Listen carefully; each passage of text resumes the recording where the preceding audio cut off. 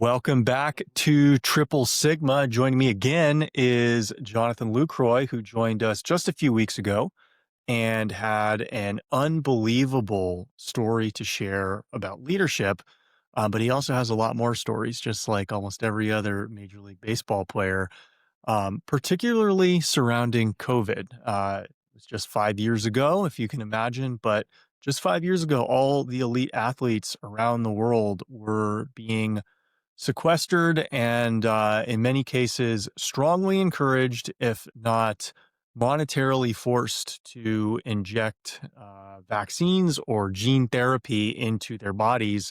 Many of them acquiesced, many of them without bargaining power or leverage, decided to take the jab. And in retrospect, many of them regret it.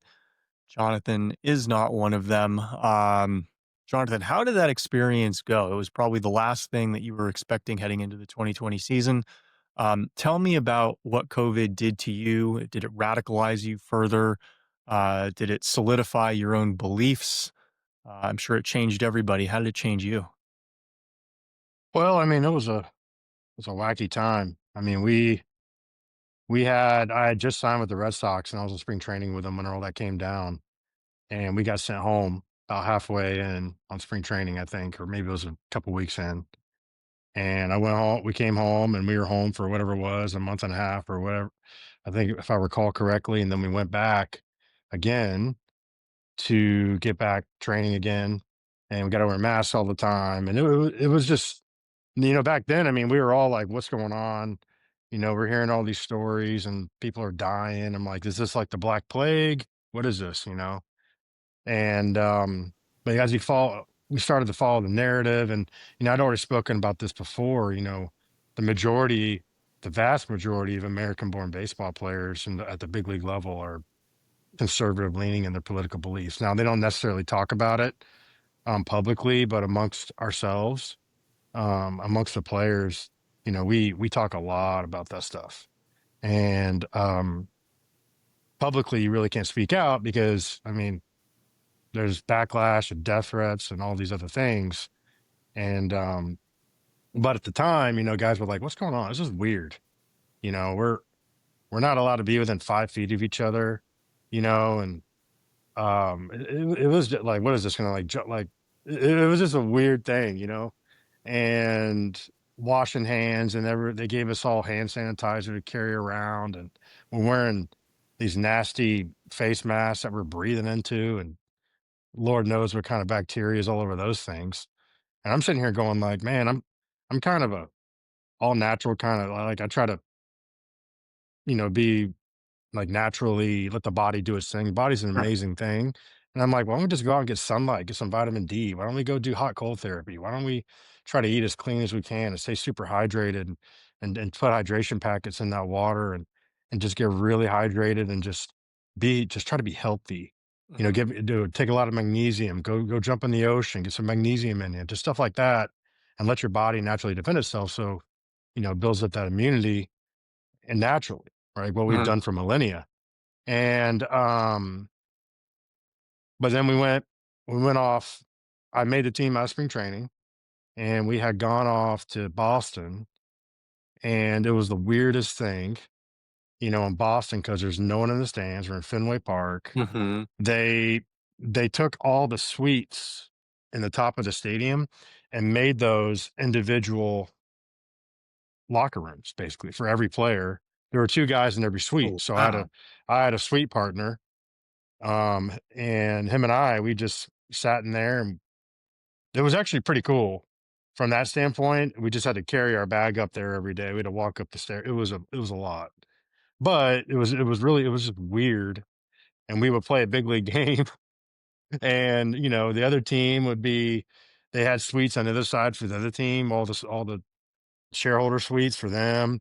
And it was just we come down and play, and then we go back up to the suites, and we had to take showers in these shower trailers, which basically it looked like a porta potty with a shower head in it. And it was just it was a very weird time. How did Um, food get delivered or made? Could you they make it sent it to it. yourself? You couldn't Yeah, make it no, yourself? no, no, they sent it. They would bring it up and deliver it to our suite locker room, Mhm. and it was just a it was yeah, it was weird. And not only that, but there was some like, that during that same time, they had it was during the BLM stuff, and they came down the ownership of the Red Sox. It's a true story. And I talked about this on Fox News and some articles and stuff I've spoken about before, but the ownership of the Red Sox came down and they said, we want you guys to kneel for the anthem to protest social injustice. And I'm like, you know, I'm like, yeah, that's at this point, I had almost 10 years of big league time. Mhm. And I didn't need like the pension. I was basically 95% fully vested in the pension. So it wouldn't have been a big difference. And I told him, I said, you know what? I said, I will retire right now if you tell me to kneel for the anthem because I will not. I will Mhm. never do it. I said, if they want to protest stuff, that's fine. Like it's America, like free speech, like I'm all for that. Um, and you guys, like if people see issues they want to protest and get upset about, that's fine. You want to protest it, whatever. I support that. Do I agree with it? No, but I support it. I support Mhm. your right to do so. Um, but you're not going to tell me to kneel for the anthem. Like you can release me or fire me or whatever. Mhm. I'll go home.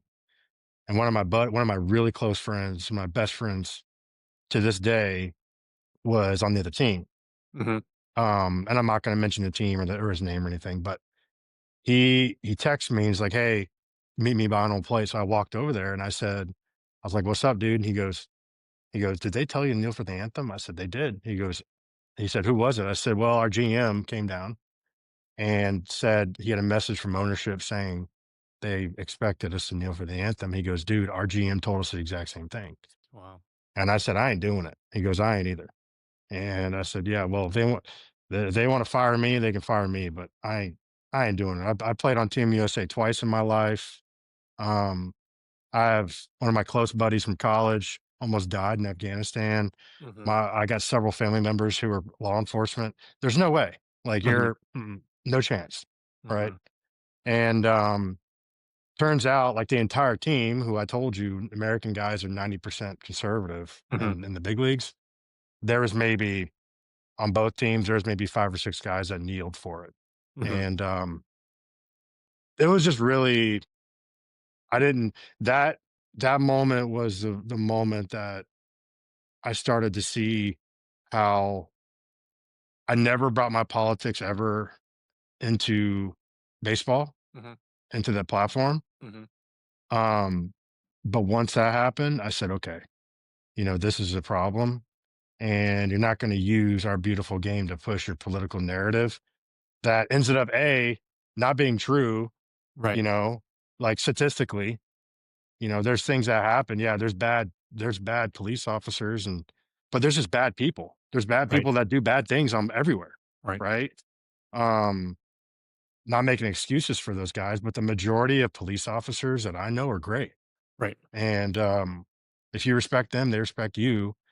And so anyway, it's just the political narrative that was pushed for control over others' thought processes and their voting and all these other things. It was just you're not gonna no. Right. And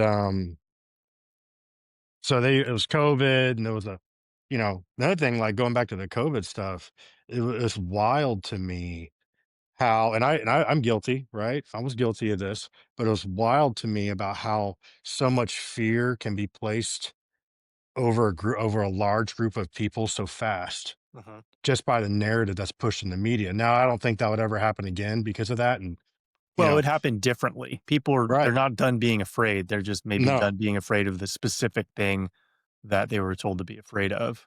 right. Right. And that's what I mean is like how I've always been a very stubborn person, Mhm. which is good and bad sometimes. But Mhm. I think it, what I think about now, looking back on that whole time, was how easily manipulated we were as a Mhm. masses, as a group of people.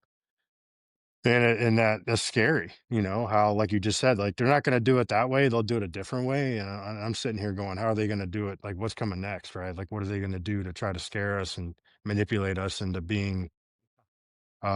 into doing what they want. I don't know. I mean, I'm not like a crazy conspiracy theorist and stuff, and all that, but I'm it's a just like sane something. conspiracy theorist. Yeah, I'm like a lot, but it's crazy how, you know, being someone who, if you pay attention and you know what's going on, it's like you see, like I go on Twitter, right?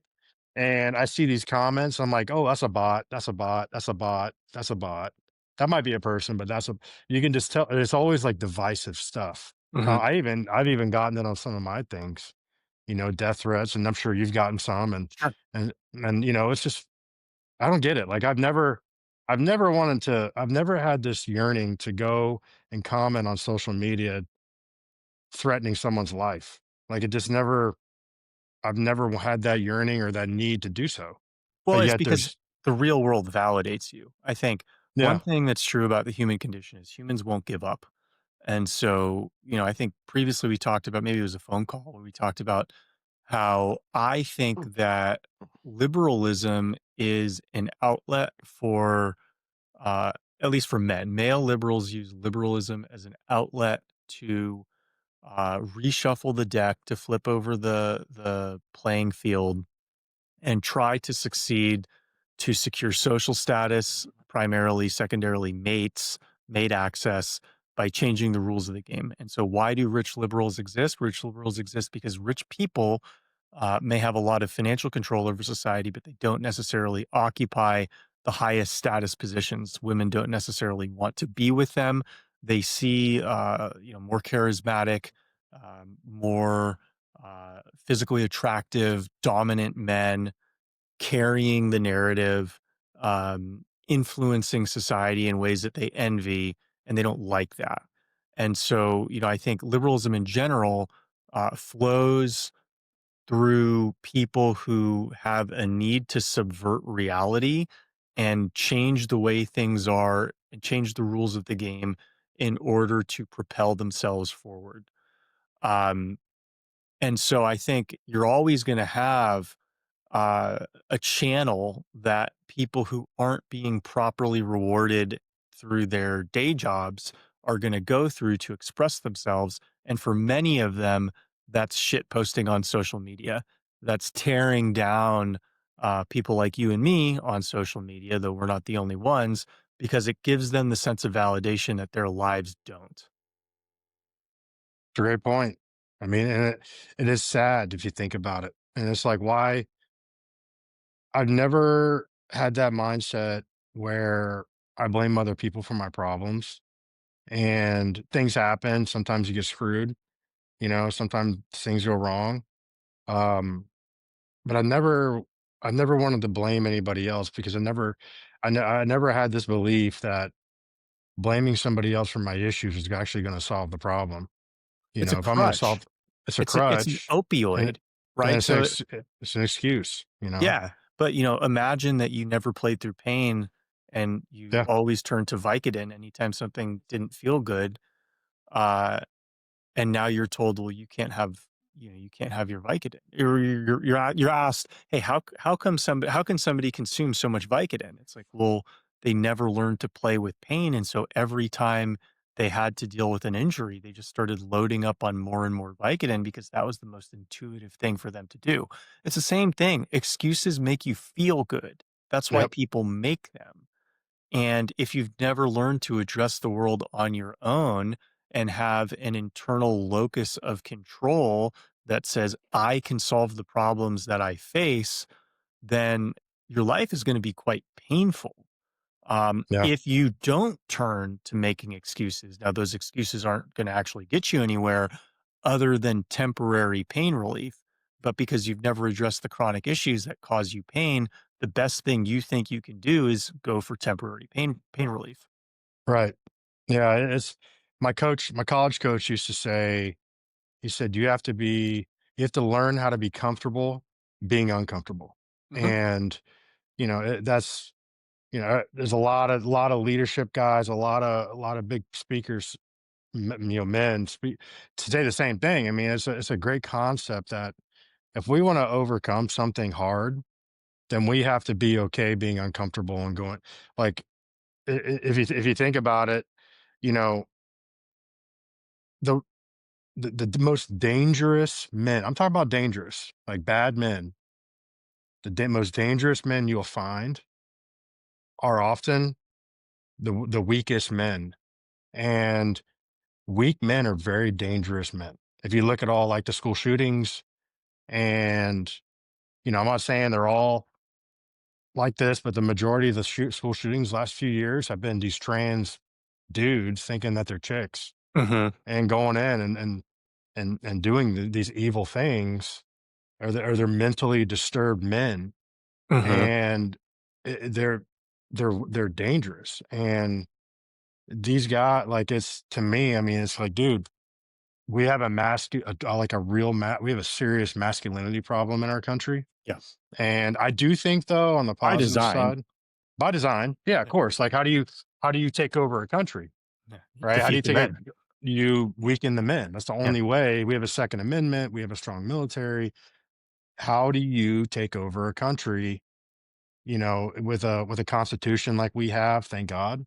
And how do you do that? Well, you have to. It's a long play, and you got to weaken men, and all that starts is indoctrination in schools. It starts in marginalizing husbands and fathers. Um, talking about, oh, toxic masculinity. No, masculinity is not toxic. It's Mhm. just masculinity. It's the way women, and the way that not women. It's the way men have been painted, and it's the way it's the picture, the narrative that's been portrayed in the media. It's the reason why for the longest time, in divorce cases, the moms get the majority of the kid, of the money, Mhm. and then they get the kids, Mhm. right? That is the worst thing that can happen, because what happens is now you're gonna have a whole generation of boys that are raised by women. Not This isn't entirely true. Okay, now this is not 100% thing, and I'll tell a story on that in a second. 100% true, but a lot of the times, whenever you have a really feminist mom that raises sons without the father present on a daily basis, who's a leader, then you're going to have a feminist boy. You're going to have a feminine boy, Mhm. and feminine boys, like emotional boys, is extremely dangerous on Mhm. long term. You like, I tell my wife all the time. I mean, my wife's awesome, right? But sometimes you'd be like, hey, don't baby our son. Don't baby him. Like, Mhm. he's going to be, like I said, my son's name is Easton. And I told my wife, I was like, Named after the honey, bat. well, kind of, I guess. I'm not, you know, people ask me that all the time, but I'm like, my daughter's Elia, my son's Easton. And I don't know. I thought she liked, I was like, give me your names. Tell me your favorite. And it was like Easton and then a couple other ones. I'm like, you know what? Easton just sounds better to me. It sounds cleaner, it's a masculine name, very strong name. But yeah, not named particularly after the bat, but it just fit him.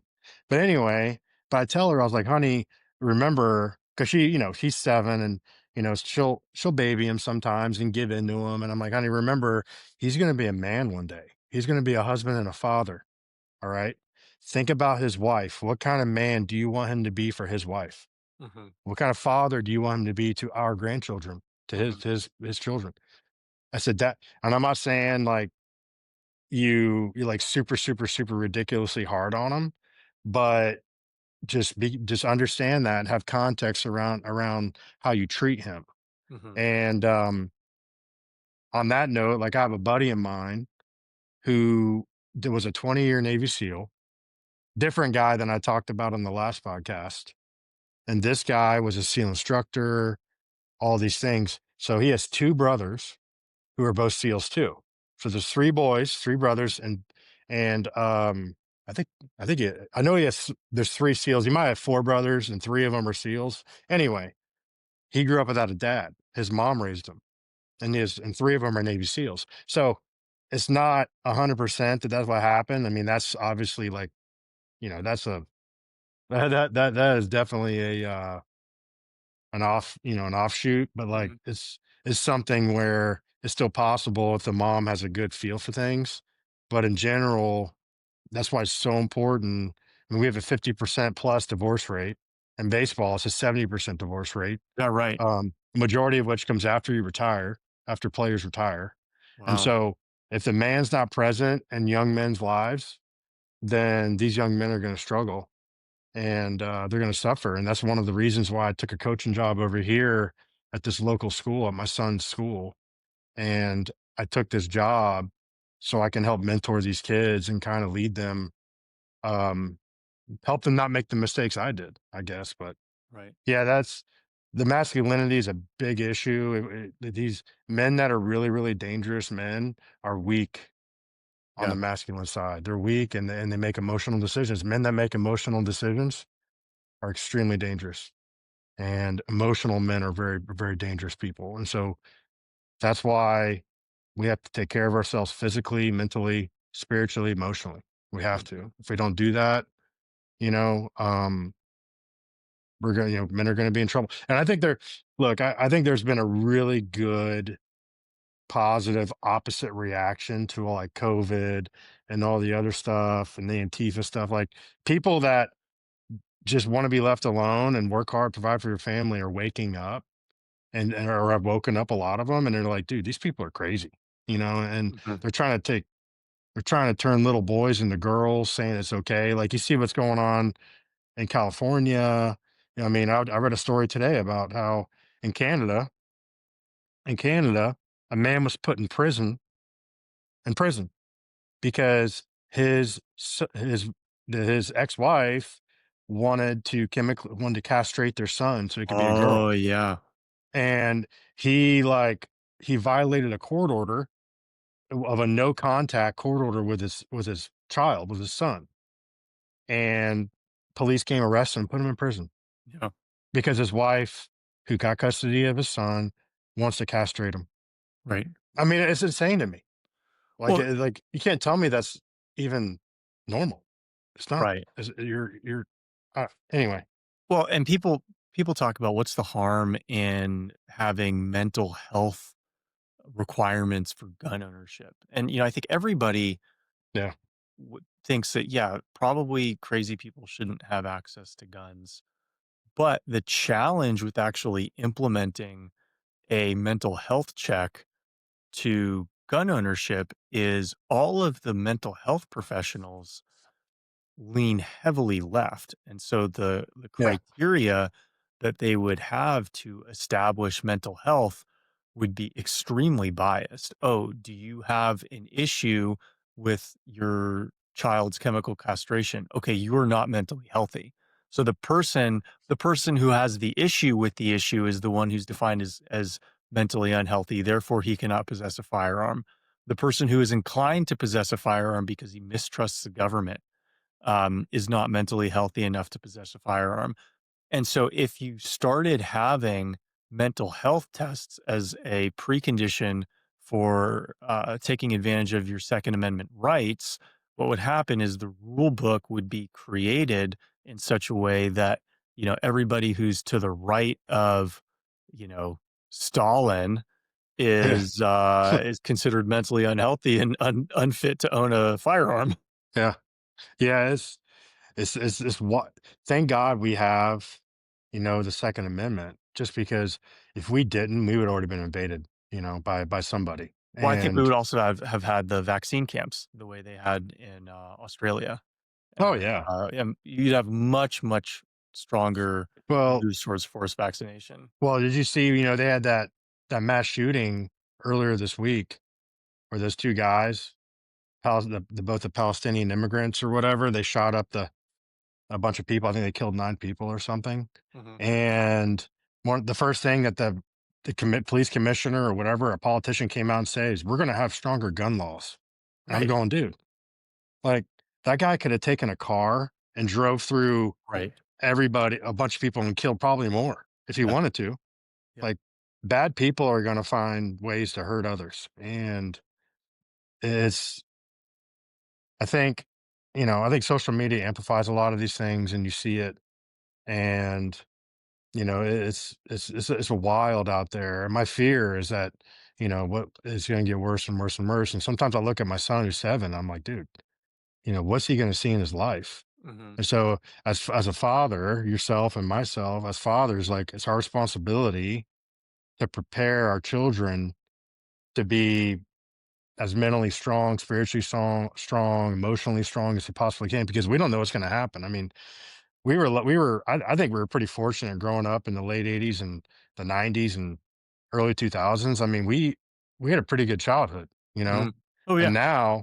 now it's like, you can't give your kids social media because you're afraid of what they might see Right. or what they might hear, or something. I mean, it's just this is crazy, dude. Like here where I live here in Texas, there's we live in a more affluent area with a nice school, with nice schools and all these things. And, at my daughter's school, there's some drug issues there. She goes to a public Oh, school yeah. here, and it's not like weed.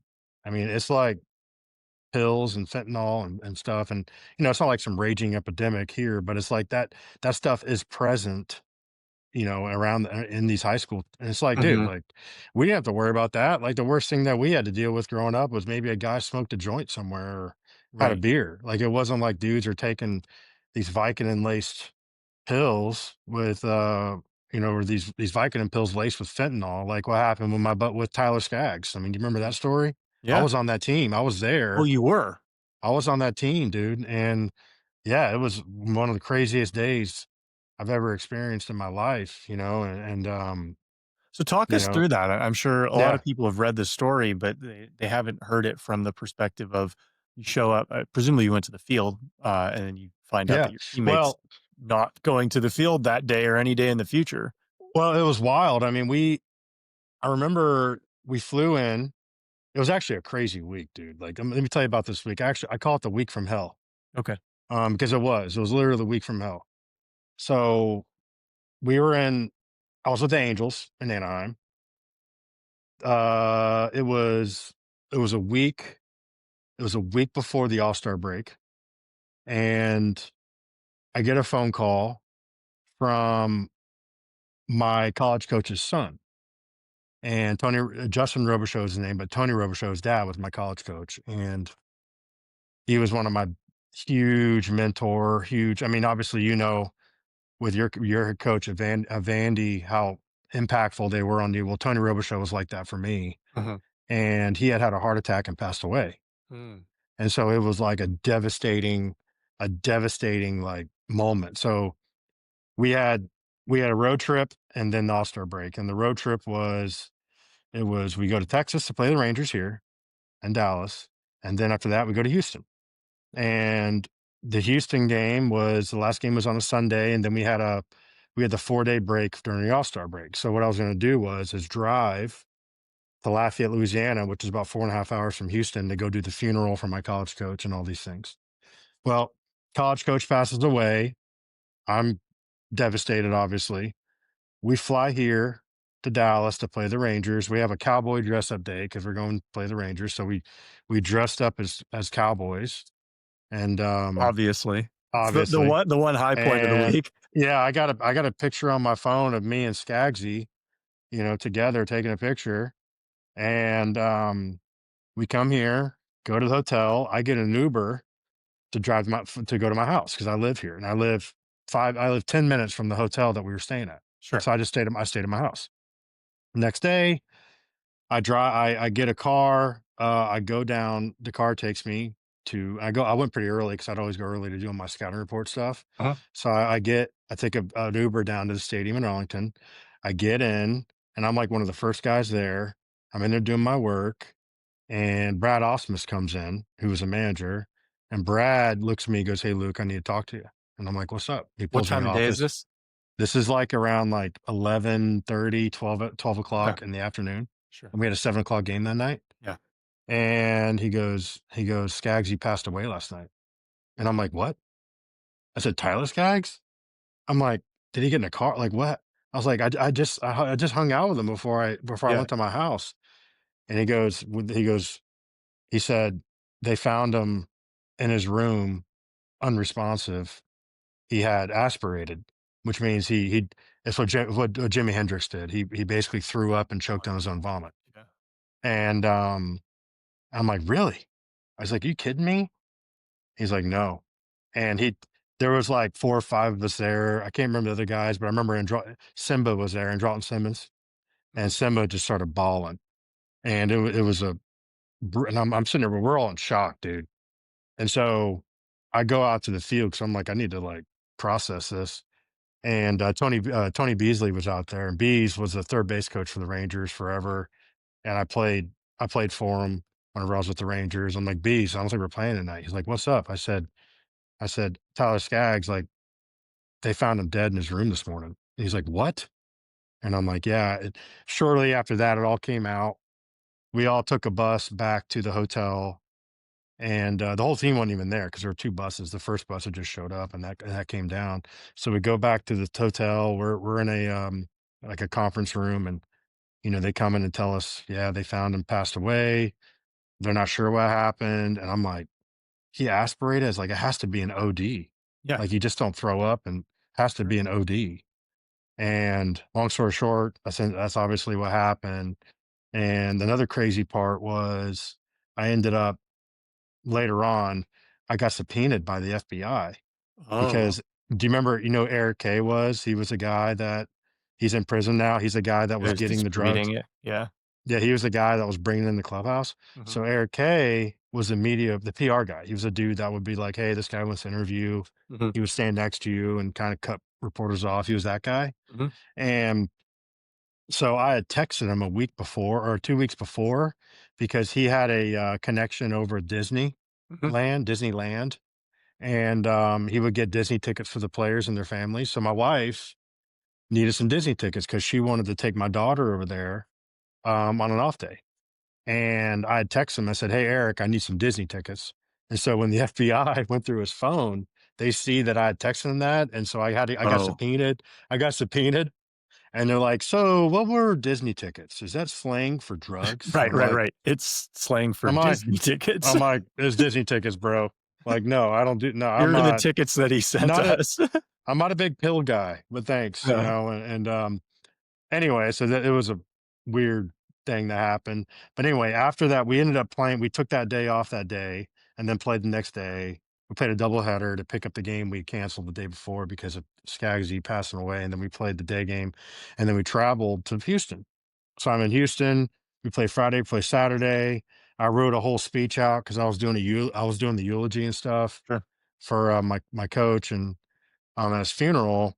And Sunday, we're day game, like I forgot what inning, sixth, seventh inning, pop up to right, and there was a runner on third, Jake Marisnik, and you can look this up on YouTube. It was wild. Jake Marisnik's tagging up. He he uh he runs me over at home. There's playing Yeah. home, and he absolutely crushes me, like knocks me out. This is the career path change. Sure. Knocks me out. I go in the hospital. I had to stay overnight in the hospital. I miss my college coach's Oh. it wasn't the funeral I missed, excuse me. It was his like it was his wake. It was his viewing, Right. they call it.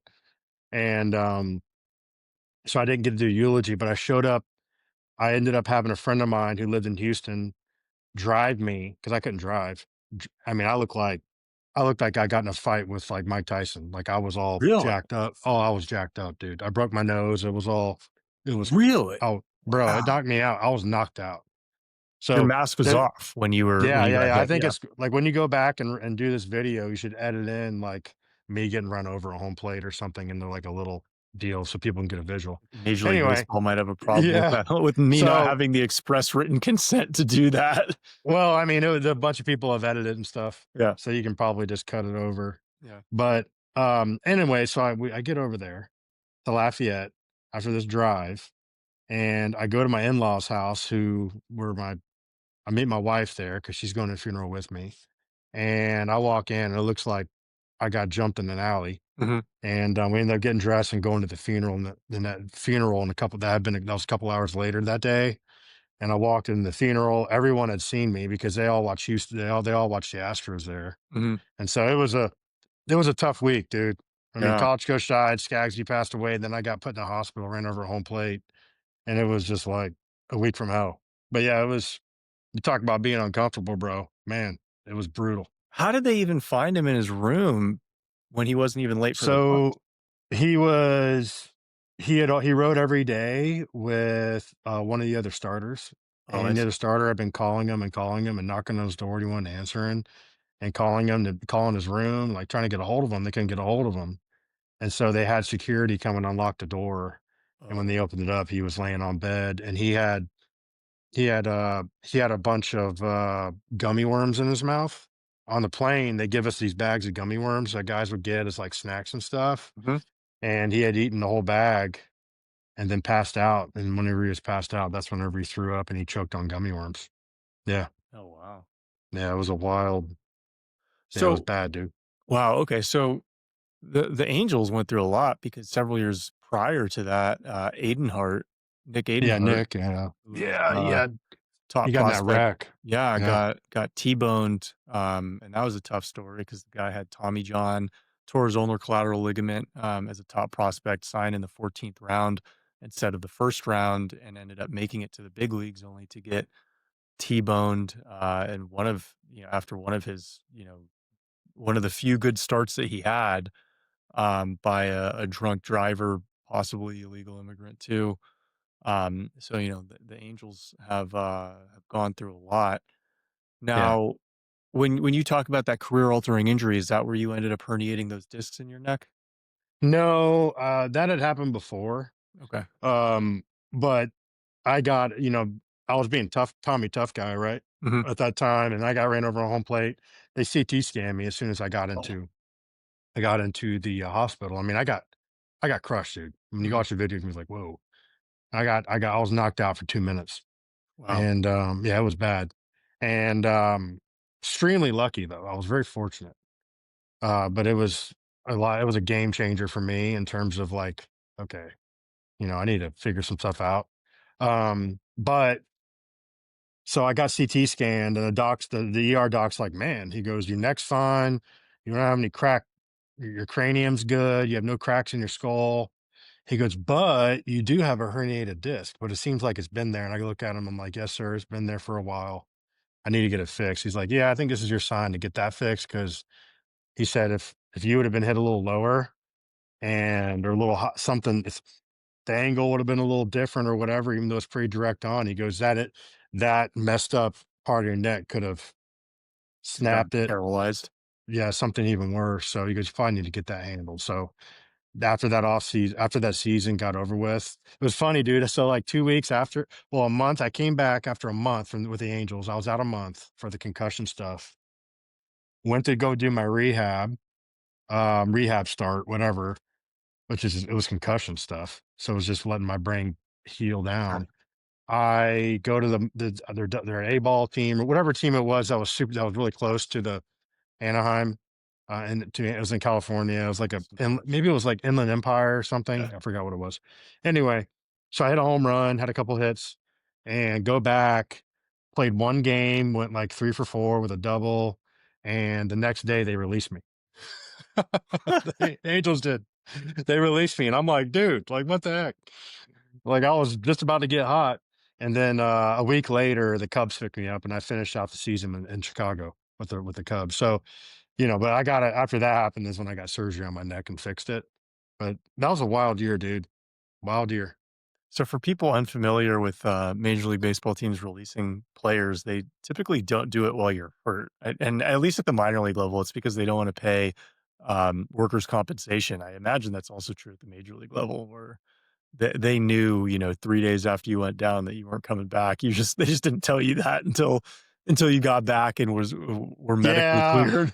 I mean, that was also too, like a lot of the analytics and stuff was starting to come in Mhm, and they didn't value the leadership behind the plate as much as they wanted like framing numbers. mhm, And my argument against that is I've never seen anybody frame their way to a World Series, just like I've never seen anybody homer their way to a World Series. Now I've seen people pitch their way to a World Series or play defense their way to a World Series, but you know, um, this is a whole nother thing. But like, the best teams, the best teams always, always, always have a great leader, game caller, manager behind the plate, mhm, and every one of them.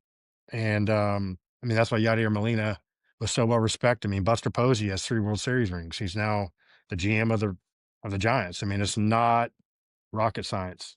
mhm. And That's whenever I told in a previous podcast we talked about like me like being the leader and the servant, and really turning that on and focusing on that. That was the second year I was really focused on doing that. That was in 18, 17 was the 2017 with the A's is whenever I started the really focusing on the pitching staff.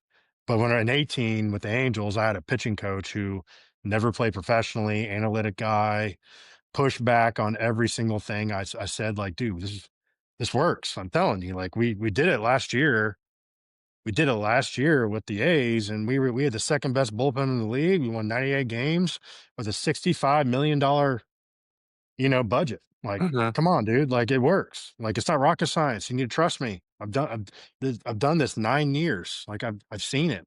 He's mhm, never done it 1 year, mhm. and so the guy ended up getting fired after that. After I got fired, he got fired too. So I don't know how you bring guys in to coach who haven't at least played at the professional level or maybe college, right? If you play at a reasonable college level, um, but to think that you can just understand numbers and understand how the game works is a little bit odd to me. you know, It's you know, this is the way I think about it. Now, the guys on Twitter will argue, well, I don't get their logic, but my logic is like if I need brain surgery, or if I have a family member that needs brain surgery or heart surgery, I'm not going to go to a chiropractor. I'm right, going to go to a brain surgeon that's done this 1,000 times. right. Or if I want to be an astronaut, or if I want to be a lawyer, or whatever, whoever, like any kind of high performing profession, I'm not going to go and try to learn how to be an astronaut from a guy that was never an astronaut. Like I want to go, like, where's Neil Armstrong at? Like, Right. teach me how to be an astronaut. Like I want someone that's actually been to space. You Well, know, and I'll and like teach me. That's what I want. And the analogy that would work probably better for the people with their educational background is if you're a private equity manager and you're taking over a company, you can't only have people who understand the numbers of the company. You need to have industry specific knowledge because if you end up acquiring a bunch of companies and you only have accountants and you only have financial engineers that are trying to return that company to profitability so you can flip it and sell it at a higher price, but you don't have any actual industry experts, then you're going to end up misallocating capital. You're going to end up trying hard at the wrong things because That's a the great point. the numbers can't tell you everything. And if they did, then private equity managers would run every company in the country. That's such a great point and great way to think about it from the business side standpoint. It makes me wonder, you know, every team is owned by a billionaire, Yeah. and this billionaire is entrepreneurial in some way because they have Mhm. businesses that Yeah. made him this money. Yeah. And so to me, I'm sitting here going like, well, it doesn't make sense as these guys who are business people who understand what you just said. You Right. understand like there's several guys that are in the private equity space that are Right. that are owners. Right. And so that makes total sense, right? But still a lot of these teams will go out and hire these guys to run the team who are just numbers dudes who have an Ivy League degree, but they don't have the experience, nor will they surround themselves with guys with the experience. Like you know, I've, it's just, I don't get it. I'm They like, dude, can't speak the language. I really think I that know. that's the thing is the baseball guys don't understand how to articulate their case in a way that resonates with the audience. And Yep. so most likely the analytics people that are getting hired are much more culturally similar to ownership in terms of educational attainment and language and choice of words than the baseball guys. Yeah. And so you're gonna have a much greater rapport building experience between the 2 guys who both went to Ivy League schools than you will with, the guy who went to an Ivy League school and, the guy who went to school with a bunch of Cajuns. Yep. And that doesn't mean that the guy who didn't go to the Ivy League school doesn't have a very meaningful amount and perspective that he can contribute to the situation. But if he can't articulate his case in a way that resonates with ownership, then he may as well not have a case. And I think Yeah. that's why the pendulum has swung as far as it has, is because the people, the baseball guys never knew how to make the case that they made. One of my best friends or shortstop at Vanderbilt, Ryan Flaherty, before he was the bench coach with the Cubs, he had sort of a hybrid analytics role with the Padres, and it was his job to communicate what the analytics guys said to the players, but then Yeah. recommunicate what the players said to the analytics guys. And we were talking about the hot hand fallacy, and I think that's been Can, accepted can to we be. pause real quick, bro? Yeah, I have to pee like yeah, really bad. no problem. Can you edit all that out? Yeah, yeah, You can I edit can. it, right? Sure. I'll be right back. Sorry. Yeah, no problem. I'm gonna go too. Oh, yeah.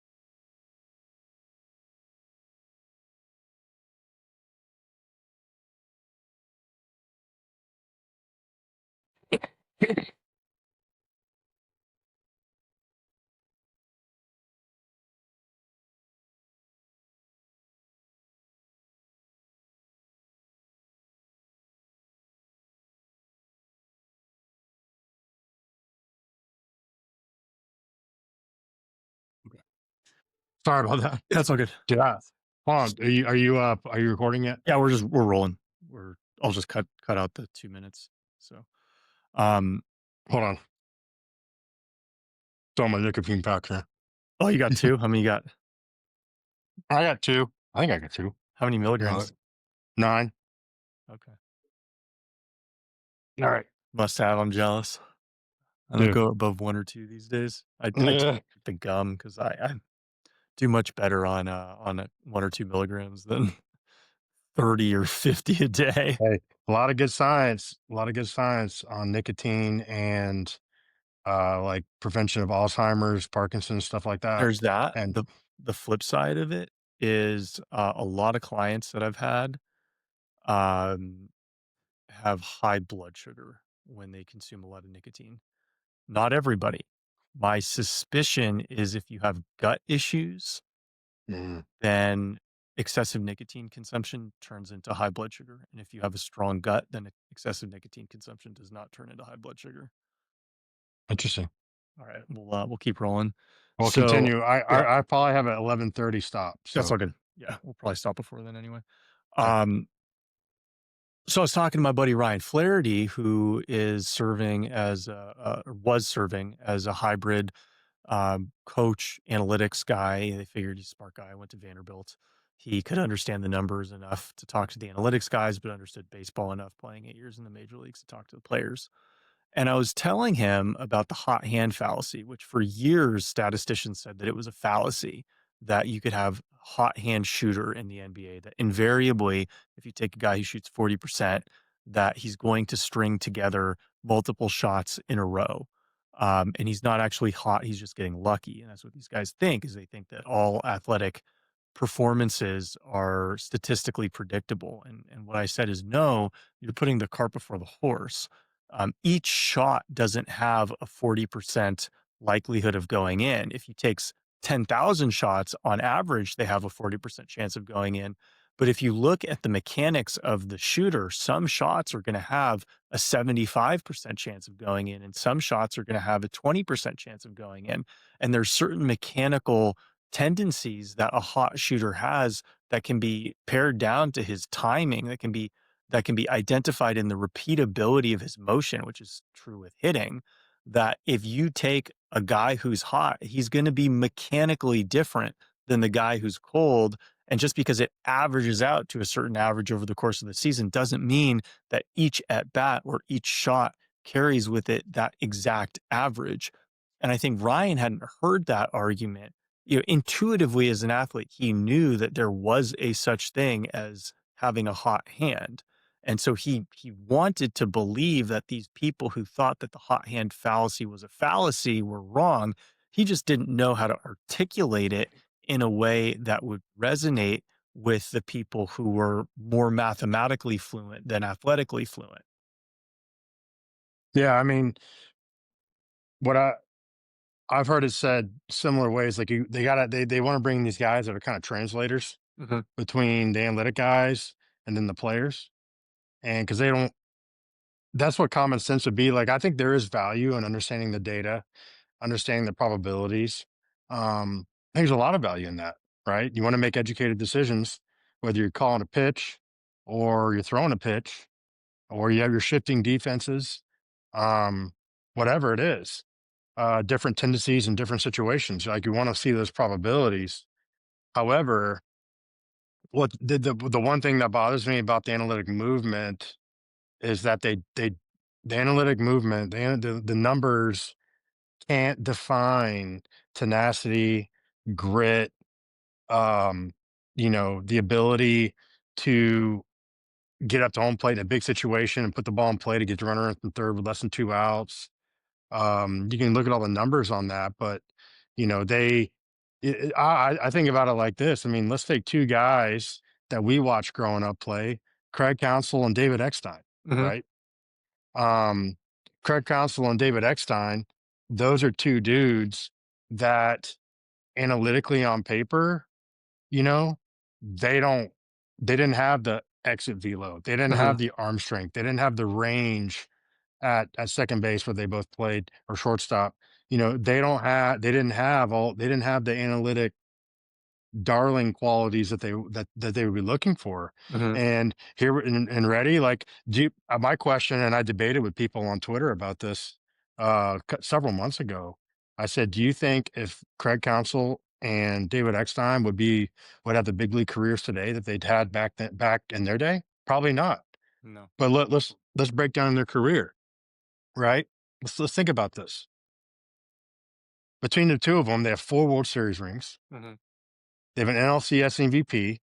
David was a 2 or 3 time All-Star. mhm, Um, Counts is now a big league manager, a successful big league manager, the highest paid big league manager ever, by the mhm, way. Um, who I played with. I played with Counts.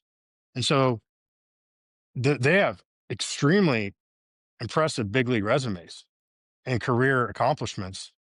4 World Series rings. I mean, between two of them, I mean, that's pretty good. mhm, Most players don't get one. mhm, And, you know, David Eck, David is the hitting coach for Team USA for the 18U national team, and that's where I've gotten to know him better. Is because I do Team USA coaching as well, mhm, and I've got to hang with him and his brother Rick, who I know Rick from the Nationals, um, and he was a hitting coach for them for a while. So mhm, the bottom line is like I think there's going to be a lot of players who aren't going to get opportunities and they're going to miss out on because they don't have the physical attributes that the analytic guys want. Right. And to me, it's sad because those guys played the game the right way. They were grinders. They were both super highly intelligent players. Hmm. They had very high baseball IQ. They knew the situations. They were both great leaders. Right. Um, and they just had great feel for the game, even though physically on the field they weren't the most talented guys or had the best tools or the flashiest stuff. Hmm. But they still went in there and got the job done and had big hits and big situations, and Hmm. they knew how to play the game. Right. And on that same point, talking to them, talking to a lot of scouts. I played in a golf tournament 3 weeks ago, a month ago, and it was a Texas Professional Scouts Association, Hmm. and it was all big league scouts and front office type guys, and a lot of old school scouts. And we played in a golf tournament with them, and we were talking and hanging out. And dude, there was several of them that we were talking through this stuff, and he's like, "Man," and several of them are like, "You know what? The number one issue they see in young baseball players these days, like youth baseball, is lack of baseball IQ. Right. They just don't understand how to play the game. They don't know what a suicide squeeze is or a hit and run, or, you know, they don't know the hitting approach they need to have with a runner on third, less than 2 outs, trying to drive the guy in, Hmm. sack fly, hitting the ball the other way, where to hit the ball on a hit and run. Like just like little things that we all grew up knowing how to do, but now get to the big league level, and you got guys that strike out 200 times a year. Yeah, they might hit 20 homers, but they also strike out 200 times a year and a 450 or 500 at bat season. That's not Right. good. Right. And so it's it's wild, but it's I Well, mean I I think you know, anytime there's a technology change, anytime there's a little bit of a changing of the guard, you're going to see the people who were appreciated in the prior way of doing it sort of be neglected. And so an example would be a lot of kids now don't know how to do cursive. They don't know how to write cursive, I but know they that's true. but they Yeah. probably are going to know how to use ChatGPT and other AI tools a lot better than their parents. And so it's accurate to say, wow, it's really unfortunate that kids these days don't know how to write cursive. And, I would think a more meaningful skill that they lack is the ability to have, meaningful relationships and social interactions. The flip side is they're going to be super users of superhuman tools. And so I think that it is actually reasonable to expect a downgrade in terms of baseball IQ as teams start to understand what truly moves the needle more now. So home runs do move the needle. Um, that being said, we have seen an overcorrection in that regard.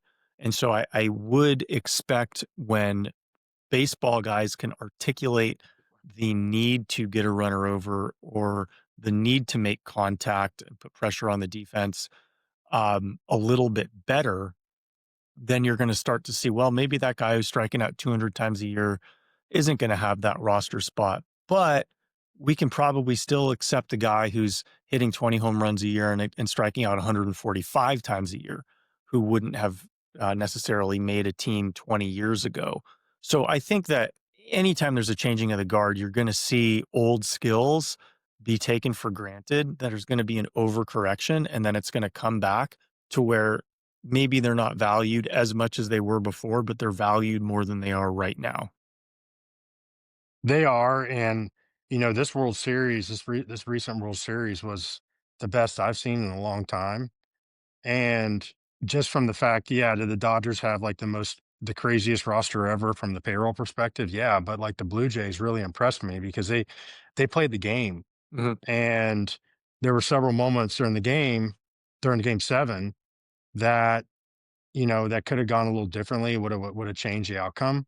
But I thought overall that series was the best series I've seen from a baseball perspective, from a pitching perspective and a hitting perspective, situational hitting perspective, a defensive perspective that I've seen in a long time. Mhm. And my hope, and this is what a lot of people have told me, that things are shifting back to a more like, okay, yeah, is our numbers important and knowing the probabilities and the analytic stuff is some of that valuable? Yeah, but also too, like, knowing how to play the game the proper way, having leaders in the clubhouse. I mean, back dude, my rookie year, we had 5 guys that were 40 years old. We had Trevor Wow. Yeah, we had Trevor Hoffman, Hall of Famer. We had LaTroy Hawkins, pitched 18 years. We had Jim Edmonds. We had Craig Counsell. We had and Mark Kotsay. And, 2 of those guys are big league managers. One of them's a Hall of Famer. You know, Jim Edmonds is a Cardinal Hall of Famer, one of the best defensive outfielders ever. And, LaTroy Hawkins was an 18-year major league pitcher. And we had all this experience, and I learned more from those guys as a rookie than I could ever, I could ever articulate. Like, they taught me a lot of ways how to play the game. They taught me how to respect the game. One of the best lessons I ever learned was I was catching Dave Bush, right-handed pitcher, and Bushy threw a curveball, hung it, and this is my rookie year.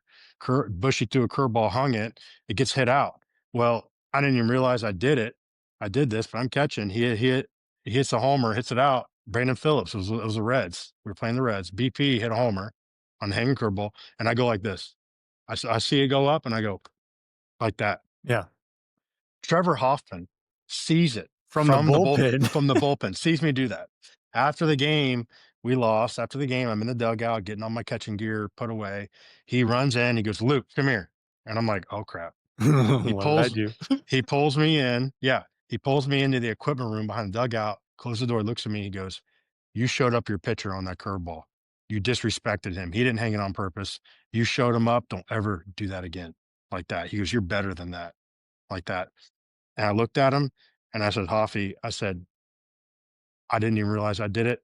I got no excuse. It'll never happen again," like that. Yeah. And it never did. Yeah. And that was a lesson that I learned from a vet, a guy who I respected immensely, who was respected in the game immensely. Right. And at the time, he was an all-time big league saves leader. Mhm. Mariano Rivera ended up over beating him, but still, like, Hoffy was the first closer ever to get 600 saves. And I was fortunate enough to be behind the plate for that game. Mhm. And I caught a 600 save. And he's such a great dude, and he didn't call me out in front of the team. He Right. didn't yell at me and cuss Because at he didn't me. wanna show you up. Exactly. And that's Yeah. what leadership is. And that's something, if you look now, like, the oldest guy on a team, maybe 35 years old. I mean, you got some outliers. You got Max, you got Schurz that's still throwing, Mhm. you got some guys that are older, but if this was 25 years ago, I wouldn't be here right now. I'd still be catching, you Right. know, and I'm 39. Oh, And it so, yeah, it's interesting because I hadn't thought about this in a while because I haven't played baseball in a while, but baseball culture is such an honor culture where to an outsider, there's so many things that you can do to show up an opponent, to show up an umpire, to show up your teammate that wouldn't be intuitive to you if you either didn't grow up around the game and your parents told you you don't do that, or you had a teammate to do it. So, when I was younger, it's like you can't draw a line. If you're a hitter and you get rung up on a pitch that you think is inside, if you draw a line, the umpire is going to throw you out. yeah. But if you didn't really understand baseball that much, you're like, well, why would you get thrown out? You're just pointing on the ground to like Yeah. show where the pitch was. Yeah. You do that in tennis all the time. Why can't you do that? And there's just these parts of the game where it's like, if you communicate in a public way that shows everybody who's looking on that you think that what they did was improper or insufficient, this is like a gloves off moment. You cannot do that. No, it's, for me, I was always taught, you're on the field, you respect the game, you respect the umpires, you know, you respect everybody, you show your opponent respect, and then you go out and you compete. You just compete with each other. And if I ever had a problem with somebody or an umpire, if he missed a pitch, let's say an umpire's behind me and he missed a pitch, I wouldn't turn around. I Can't wouldn't turn say, around, you which know what is I would which do? is odd to, yeah, you have to talk to him. I, I would kind of back up where he's on my side. They'd be like, "Hey," I call him by his first name and say, "Hey, uh, Joe, whatever his name is. Let's say Joe West, who I love Joe West. Joe's a grouchy. He was grouchy, but I loved him. He was always super grumpy. I'd be like, Joe, hey, I think can you that was a really close pitch. I think you might have missed it. It looked good to me, but can you just take a look at it a little harder next time for me? And he'd go, yeah, Luke, I got you. Something like that. Yeah. But if I turned around and I'm like, cussing at him and making a big deal, emotional, let's go back Yeah. to emotional men, right? It would have become a bigger problem. And he would have, Right. then he'd have been like, well, I'm going to screw this guy or I'm going to throw him out or whatever. Right. And, if I show him up, he's going to screw my pitcher over and we're going to end up suffering as a team.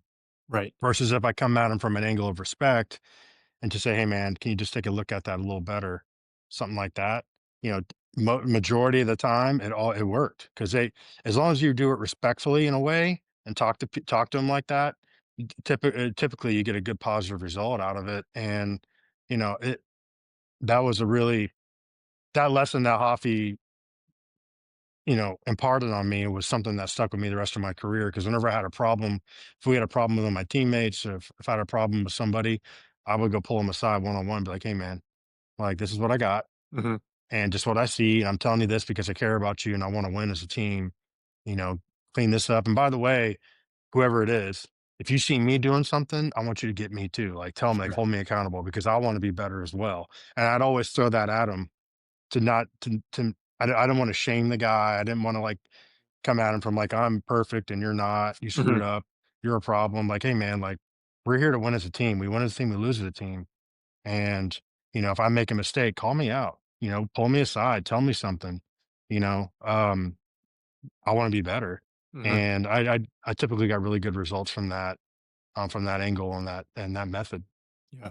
That reminds me, when I played in the area code games my junior summer, we were playing, at the time, California was run by the Brewers, and Corey Rodriguez was the scout that ran the Northern and Southern California teams. And so I was playing on the Southern California team because I was a late addition. And I remember during one of the games, Corey yelled something at me. I was playing second or third base. And, I yelled back at him. It wasn't like animosity. It was just he told me to do something, and I was yelling back why I was already doing it or didn't need to do it. And I didn't even think anything of it. Like, I didn't think of it as a contentious exchange at all. And then when I come back into the dugout, he's like, "Hey, Alex, you can't do that. If you do that in the college level, they're gonna blow you up." I'm like, "Wait, what?" Like, I didn't even know that I couldn't do that. And there's so many things that you learn, getting integrated in baseball as a catcher. You cannot turn around to talk to the umpire. You have to talk to him with your eyes facing the pitcher. Can't Hmm. draw a line if you're hitting. You can't yell back at your coach, who's yelling at you while you're on the field. You can't flip the ball to your manager if you're the pitcher and he's coming to take you out of the game. Like, these things would not be intuitive to kids who are like, "Why do you have to hand the ball to your manager? You can flip the ball to the second baseman. Why can't you flip the ball to the manager?" Like, you can't do that. And there's so many different instances of this honor culture being played out in Major League Baseball and professional baseball and on down, that I even forgot about that until talking to you about that right now. Is it's just firmly ingrained in the game. So I had a conversation with Pat Murphy, the manager of the Yeah. Brewers last year. And Murph, I respect Murph a ton. Never played professional baseball, but obviously very successful college coach Yeah. and baseball guy and good dude.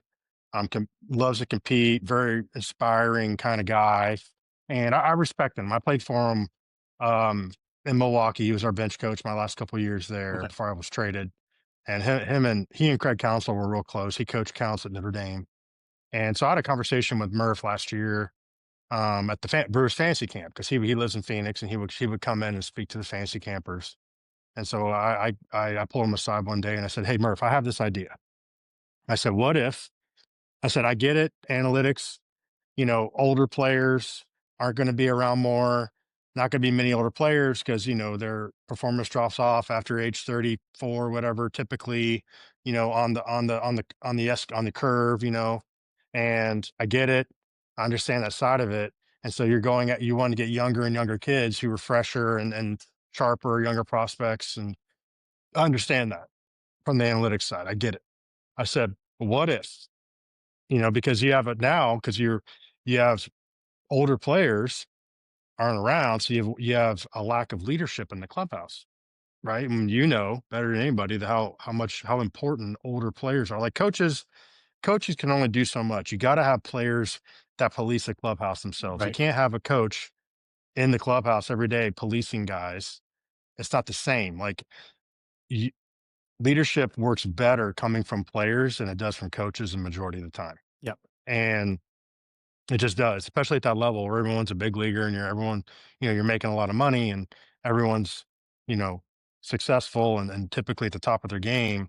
And so because of the egos and the confidence and all these things, coming from an established veteran player who's already been there, done that, successful in his own right, his own career. The other players in the clubhouse know that. It's a reason why guys like Prince Fielder and Hoffy and Ricky Weeks and all these other guys were really good leaders because they had success. And whenever they say something, you listen to them, especially as Hmm. a younger player. You're like, yeah, this guy has credibility. He's Hmm. done it. He's been there. He's trying to help me. I'm going to Hmm. listen. Hmm. And I told Murph, I was like, Murph, you know what we should do? The Brewers.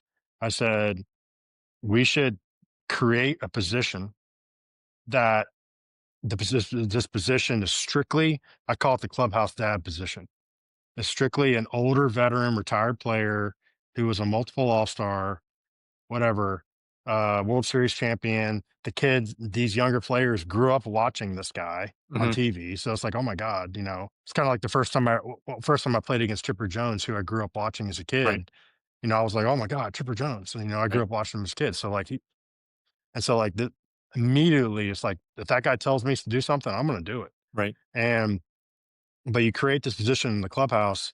That's a clubhouse dad position, and you pay him whatever a year. And he has a locker, and all he does is he mixes in with the other players, tells them stories. The younger players tells them stories. He corrects their behavior, Hmm. and he says, "Hey, don't do this, do that. In this situation, do this." The guy doesn't play, he doesn't take a roster spot. You're not paying him $1 million a year. Hmm. You're giving him whatever a year. He's an extra coach, but he's also the clubhouse dad, and that's his Right. job is to mentor the kids, Right. and that's it. And I said, I bet you, I said it's a good middle ground between the analytic and then the analytic side and the old school side, but it also helps with it would I think that would be extremely valuable in the clubhouse for me looking Yeah. at it, Yeah. and it's a good middle ground. Yeah. Well, I think mentorship is definitely needed everywhere in baseball and life and Yep. in business and parenting. I know, Jonathan, you have to run right about now. So very much appreciate you taking the time to hop back on Triple Sigma, and I hope that you will have the opportunity to mentor the Vanderbilt baseball team in this upcoming 2026 season. So let me fire up that text message between you and Mhm. our head coach Tim Corbin, and we'll see if we can get stars to align and you to talk to the team at the Rangers Stadium when they kick off against TCU in February.